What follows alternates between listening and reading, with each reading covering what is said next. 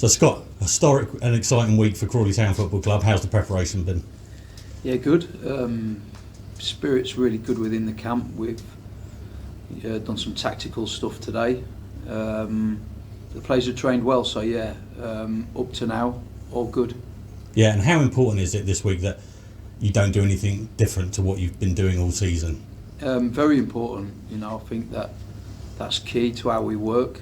I know there's a lot of bells and whistles in the background and a lot going on with ticket sales and merchandise and a lot of media behind it, obviously, and rightly so. But we've had to really focus on our job and focus on the training ground and what needs to be done there in order for us to be ready to play against a tough team in Crewe.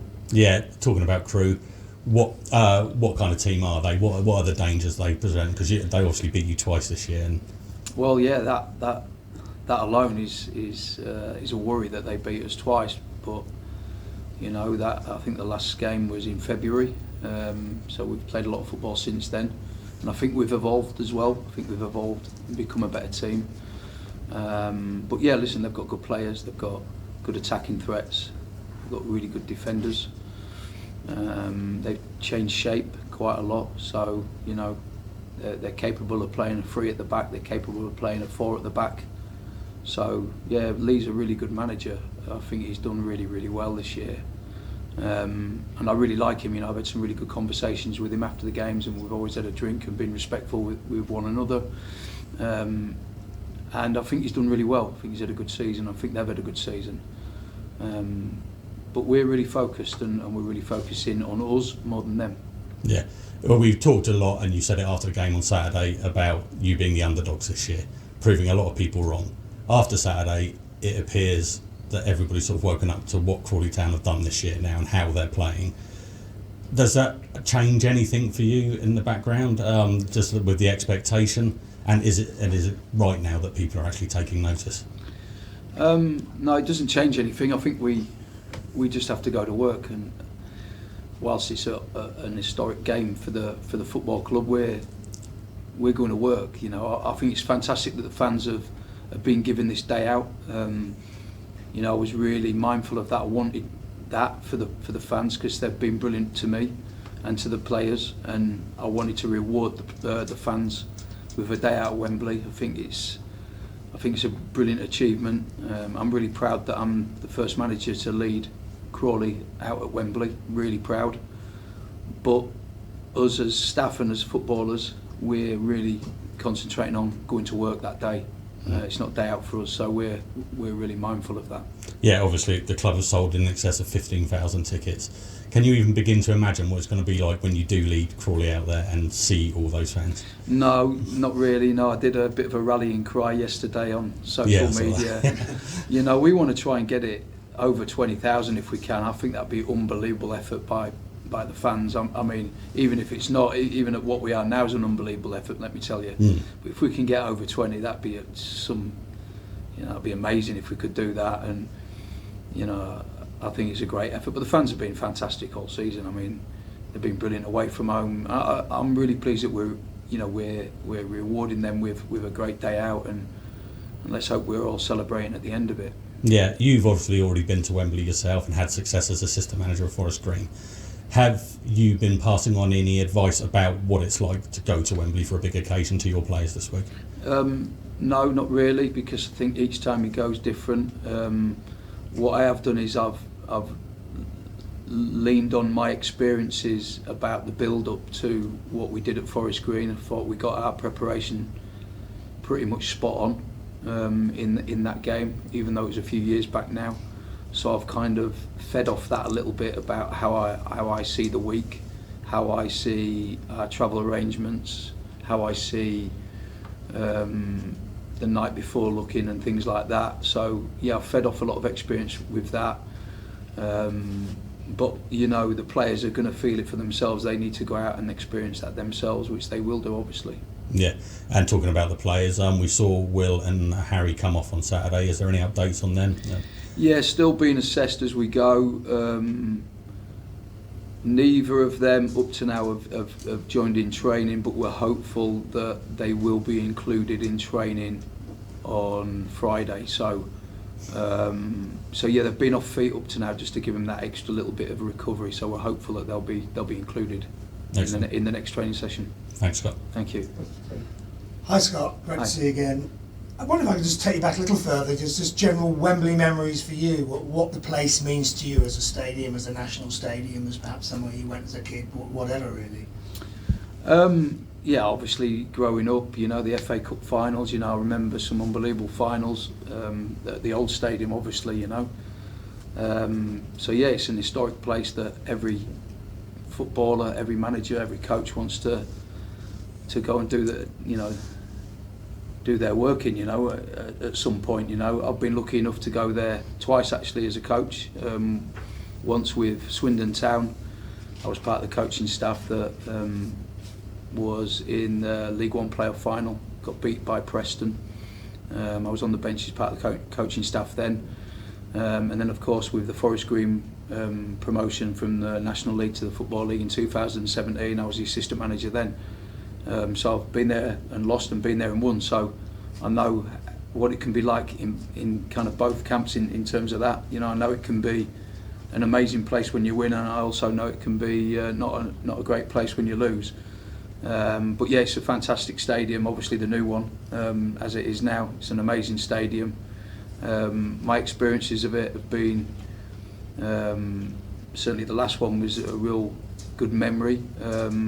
I remember when we won, I remember my wife who passed away, she was in the crowd, so I'll probably be looking round at that seat, you know, as memory for me on Sunday. So yeah, some good memories. You touched on some very touching stuff there. It's an amazing place, but it can be daunting. It can be, you know, it's huge, it can be, to be a little intimidating. How much have you passed that on to the players, or are you going to let them find out for themselves? How have you handled that this week? I think the importance for me is that we want to try and play the game as a normal game of football. So I don't want to overspill about what the place is and what it's going to be like. I want them just to not worry so much about the fact that it's a big stadium and a big crowd. I want them to go out and do their job and do it really well. And I think when we start talking about this, that and the other and the build-up and making it different and making it bigger than what it needs to be, I think that's when players probably get nerves. So I'm trying to downplay stuff more. I haven't really spoke about Wembley to the players, if I'm honest with you.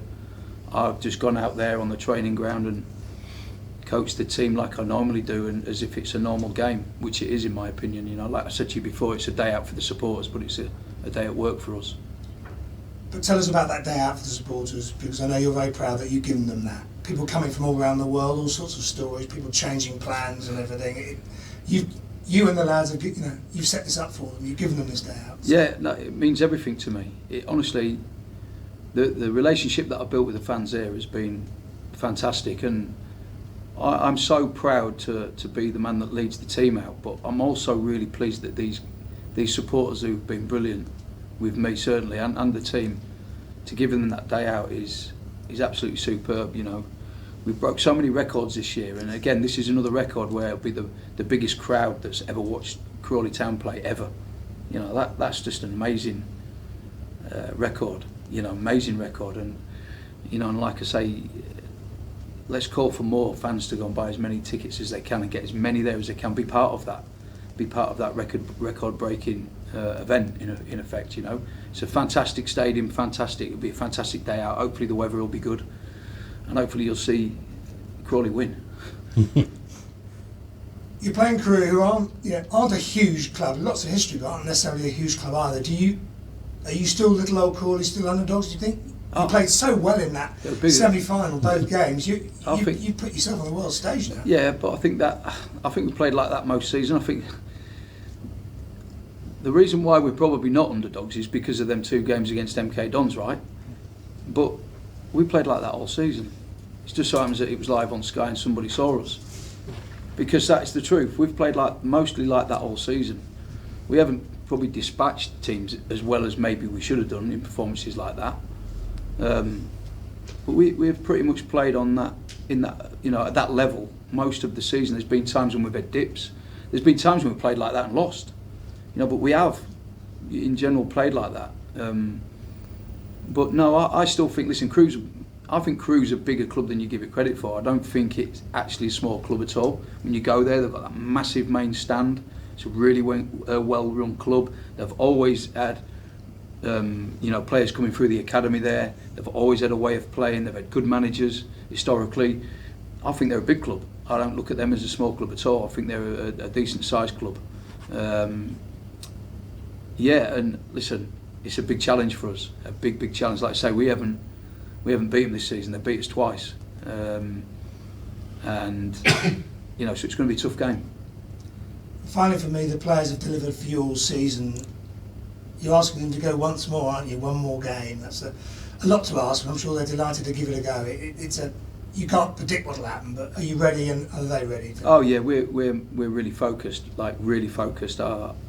Training's been really good. You can see that they can't wait to get out there and play. You can feel it. They seem to be getting in earlier. The players, it's almost like they want to get their work done and really enjoy their work. And I think they're all really focused on the game. So yeah, we're really ready, and we will be come kick-off for sure. Enjoy it. Thank you. Right. Scott, what's the practicalities of the weekend? You train down here, Saturday morning, go up in the afternoon? Yeah, so we're gonna train down here Friday morning, and then we're travelling Friday night, or Friday afternoon, should I say. We're going to go to Wembley Friday afternoon to do what they call a familiarisation tour. So it'll give it a chance for the players to have a look at the pitch, the surroundings, the dressing rooms, that sort of thing, take some pictures, because we wanted game day to be game day and not a day out. So it's important that we got that out the way on the Friday. We go to a hotel in Kensington. We plot up there, we go out for food that evening, and then Saturday morning we're training at Bisham Abbey. We'll train at Bisham Abbey Saturday, and then back to the hotel for our normal kind of meetings and food and good night to all the lads and see you in the morning sort of thing, and then obviously up quite early because it's an earlier kick-off, so our preparation for the game day is slightly different to what it normally is, so things like pre-match has been obviously moved, so the pre-match will be quite early, meetings will be quite early, and then on our way to Wembley. Yeah.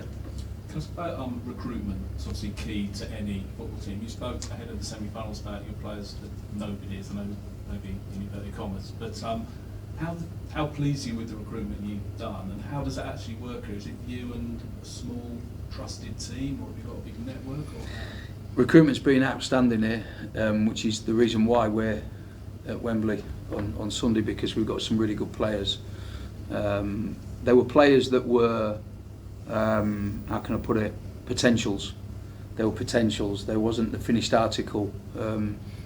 What we've got here is an ownership group that are very big on data, and they have a certain way of finding data on players from lower leagues that they feel that can fit into the system of how I want my team to play.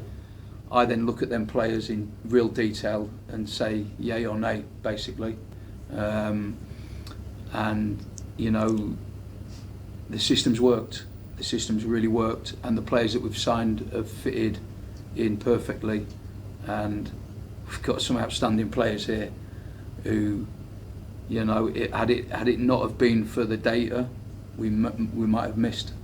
So I'm grateful for the owners to have that way of working, and I'm grateful of the players that they put in front of me, and then it was down to me to make sure that I was happy with how that worked, and it's worked perfectly. Is that a system that you've maybe different players that you've come across before?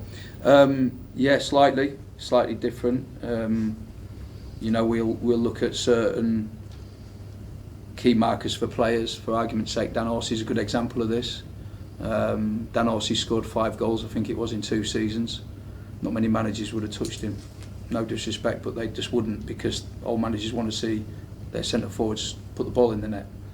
We looked at different markers. We looked at XG. We looked at ball touches in the box, kind of heat map of where he did his work, and we felt that he can be coached to put the ball in the net. He's arriving. He's doing everything right. Apart from that, he was arriving in the right places. He was